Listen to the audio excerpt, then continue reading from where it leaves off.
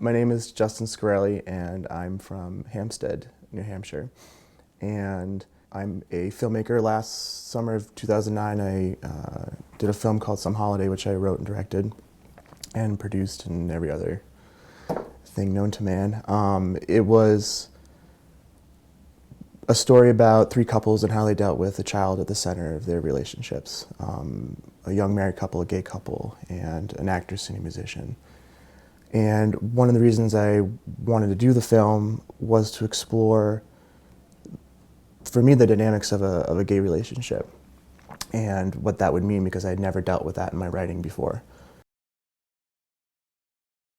One of my crew members grew up very conservative Christian. So he had a lot of networks. So when he was telling people about the film, I worked at a coffee shop, and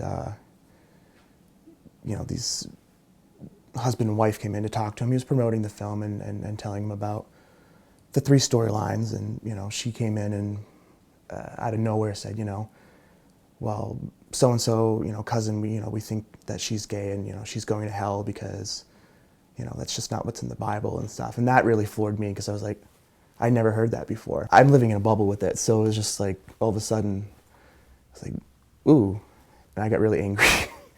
And I couldn't, it was really hard for me to process that, I guess, because I'd never seen that just so easily flow out of people's mouths. And I was like, how can people think that way? They don't even know. They're just judging based on what they think in their heads. They don't know anything else. So I had to walk away, and I was very angry, and Chuck came afterwards and he said, you're gonna face people like that,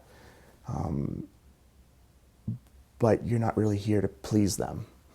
They're gonna believe what they're gonna believe. He said, my parents believe certain things, and I believe certain things, but at the end of the day, it's your own personal choices and what you choose. So there are people that are very stuck in their ways, and there are also people that showed me that they can think beyond what you think the stereotype would be in terms of religious beliefs or political background or anything like that. But that was, to hear that just floored me. I was just so angry, because it's like, this is my film. This is so personal to me. It was also scary, because then you have to put it out to the world to see. You're not quite sure if people are going to respond. And we had our premiere in Concord, and that was the part I was most worried about. I'm going to slink down in my seat, make sure no one sees me if I have to crawl out of the theater.